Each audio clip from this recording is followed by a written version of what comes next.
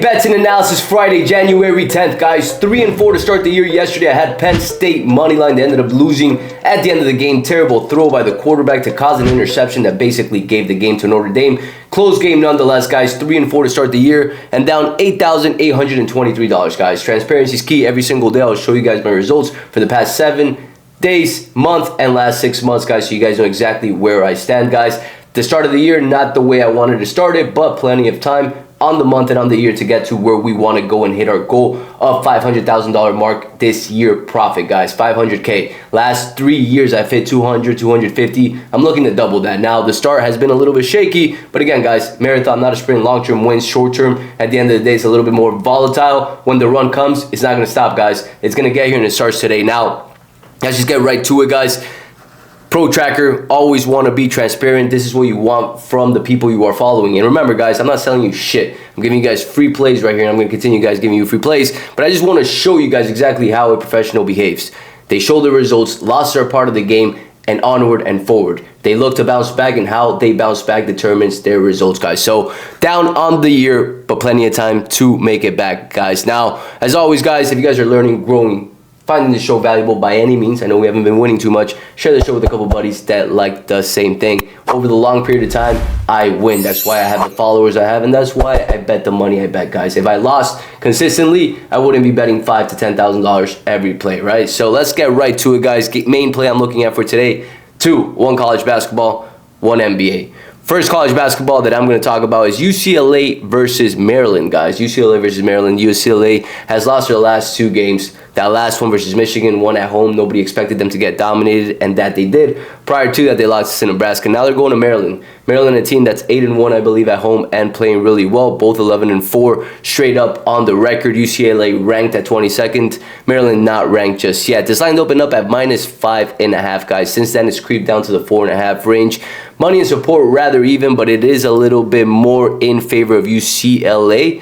52% of the bets, the public, 52% of the bets on UCLA, guys. Sharper money right now is going to Maryland, 48% of the bets, and 74% of the handle. Handle equals cash, which is sharper money. Sharper people like myself bet thousands, not hundreds, so they fluctuate that handle a little bit more, right? So what am I looking at for this game, guys? First and foremost, strength of schedule speaks volumes. In this game, UCLA has had a tougher strength of schedule. Maryland's strength of schedule is ranked at 228th in the league versus UCLA ranked at 64th, right? Now, key stuff. Maryland is 9-1 at home. 9-1 at home. This is a team story of two tales, guys. Away, they are not playing the same. They're 0-3, losing key games. They could have won that Oregon game they played last time out, which I mentioned. I liked them at 4.5. They covered that spread, but they ended up losing it late in the game.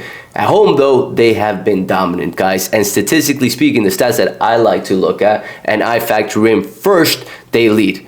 Turnover right now, they are protecting the ball extremely well. They're ranked 16th in the nation right now at offensive turnovers versus UCLA that's ranked 110th, right? Now, UCLA is generating more turnovers defensively, ranked 2nd in the league, averaging 25.7 turnovers per game on the defensive side. That's great, guys. The average in the league is 17.7, right? Now, Maryland's not too far behind. They're averaging 21.8 at 26. Now, the main stats that I like to look at are turnovers and offensive rebounding. And offensive rebounding is where Maryland thrives, guys. They're ranked 21st defensively on offensive rebounding and 75th offensively in the league for offensive rebounding, whereas UCLA is ranked 122nd and 80th on the defensive side, right? Now, UCLA is shooting the ball really well. The three-point line, if they get that shot going, they're a dangerous team, guys. But playing in Maryland is a tough task, guys. It's a very tough task. UCLA also played Tuesday, January 7th. Today's January 10th. They had 2 days worth of rest,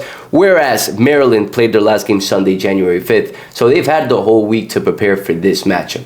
And they're a team that's well coached, that plays really good at home, and they have the length, they have the skill to take down any team, guys. Now, the line's at -4.5 right now. I want to get it at the -3.5 mark. I like that line a little bit better. I want to pick up for sure W here today. So I am taking it at -3.5, and here's the ticket for that game, guys. Now, the second game that I was looking at is NBA, guys. Is NBA, and I'm going to talk about it right here for you guys so you guys see exactly what I'm looking at. So first and foremost, want to show you guys the AI Analyzer. As you guys can see right here, this is a product that I'm finalizing right now with a partner where every single day I'm getting an email with all the stats that I want to look at for each game for NBA. College basketball is coming soon. And one game that to me stands out quite a bit is this Philadelphia versus the Pelicans, guys. 76ers versus the Pelicans. The Pelicans have been playing terrible ball, but they're playing better as of late. And when you look statistically, and this is over the last 5 games because momentum matters, you see that the Pelicans are pretty even with the 76ers in key stats, right?